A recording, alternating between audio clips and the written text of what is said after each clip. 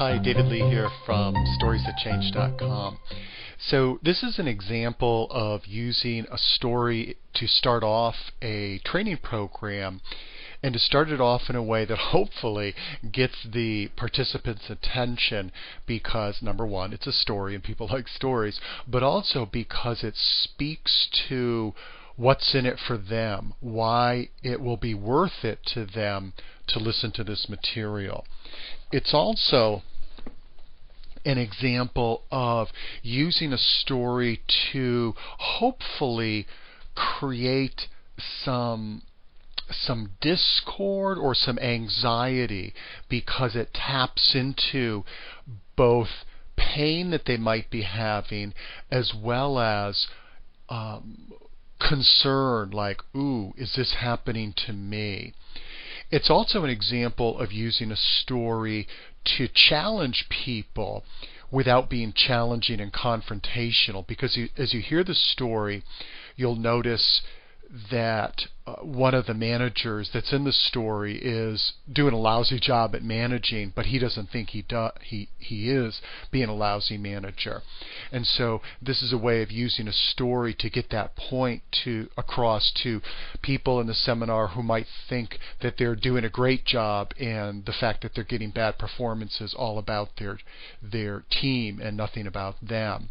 And so again, with stories you can get people to look at those type of counterproductive beliefs or lack of self-awareness, or break through lack of self-awareness in a non-confrontational way.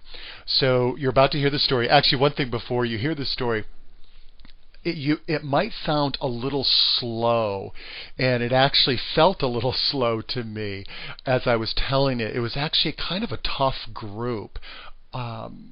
And so I was sort of feeling that vibe and trying to offset it as much as I can. So even though I don't see this as the best example of me telling this story, it's a real example, because as you know, sometimes you have tough crowds, and that's actually also where storytelling really makes it easier to start off with a tough crowd, because you're not having to memorize something, you're simply telling them a story. So here it is. Alright, so welcome to this program. I always like to start off this program with a short story, because it really captures the essence of the material that we'll be talking about, and also the difference that it makes, both in terms of your effectiveness as a supervisor and also your happiness level as a supervisor. And here's what happened. This was actually several years ago when I was brought into a company that was having morale problems. And it was a real issue for them, because they were needing to ramp up productivity because of what was going on in the marketplace. So they needed even more out of their people than they were already getting, but they were concerned because people were not happy campers and they wanted to figure out what was up. So I went in and I did a series of focus groups. And it was really interesting, because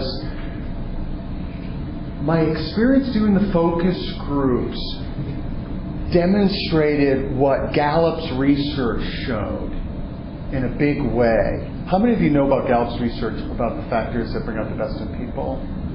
Okay, well actually we'll be drawing upon that research later.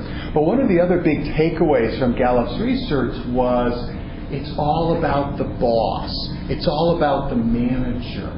And one of the things that they said from interviewing now, it's millions of employees from all different industries throughout the world, was they said even though it's great to work for one of those best places to work kind of organizations, what has a much bigger impact is who your manager is. So here's what happened. So depending on who was in the room doing the focus group, it'd be like 6 or 8 people, it felt like I was visiting 3 different employers. And what I mean by that is, if the employees in the focus group worked for a number of different managers, it was like an okay place to work. That employees weren't thrilled about the place, but they also weren't really unhappy. It was basically a paycheck. However, if the employees in the group worked for the manager named John, this was a nightmare place to work. And they regaled me with story after story about how he mistreated them, he showed them no respect, how much they despised him, etc., etc. I felt like I was doing a therapy group and working or doing interviews with them. However, if the employees in the group worked for a manager named Harry, this was like the world's best place to work. They were happy, they were excited, they were proud of the work that they did. What was also interesting was Harry's team was like the star team of the organization. This was a manufacturing company. They had best quality scores, best productivity. They were like the Navy SEALs of this organization. Conversely, John and John's department and John's team were like the problem children of the organization. They had major quality issues, major turnover problems, etc. What was also interesting was meeting both Harry and John. And Harry loved his job, he loved his team for obvious reasons. John was unbelievably frustrated with his team for obvious reasons. One other piece, though, about this story that really stood out for me was later, after I did the focus groups and gave the findings to the senior team, I got a call from John asking me for some advice about what to do with his really problematic team. He said, I don't know what to do with these guys. And he recited a litany of complaints. Now, I had obviously heard a lot about John. Now, because some of the stories were told by other employees, I could share those stories because it wasn't people from his team. And so I was trying to think of how can I help John begin to look in the mirror. And I said, have you looked at, are you doing any things that typically result in low morale, such as, and I sort of listed some of the top, 5 or 10. And one of the things that I mentioned was, and even, some of the obvious things like yelling at your employees or insulting them. He goes, oh man, I would never do that. I said, well, actually, I heard a story from several different employees from other departments, how they witnessed you shouting at your team during break, hey, get your bleeps back in here. And people from other departments are like, I can't believe he talks to his people that way. He's like, oh yeah, I did say that, didn't I? And poor John, besides being unaware of how he was doing things that was creating the very problems that plagued him, he also had chronic migraines, and he ended up shortly after that leaving that company. I don't know if he got fired or he left on his own. But I share that with you because it's a great example of, think about the difference between John and Harry. So people in John's position, where they're not self-aware of what they're doing, that creates a situation where they're not getting the results they want. They feel frustrated. He was having chronic headaches.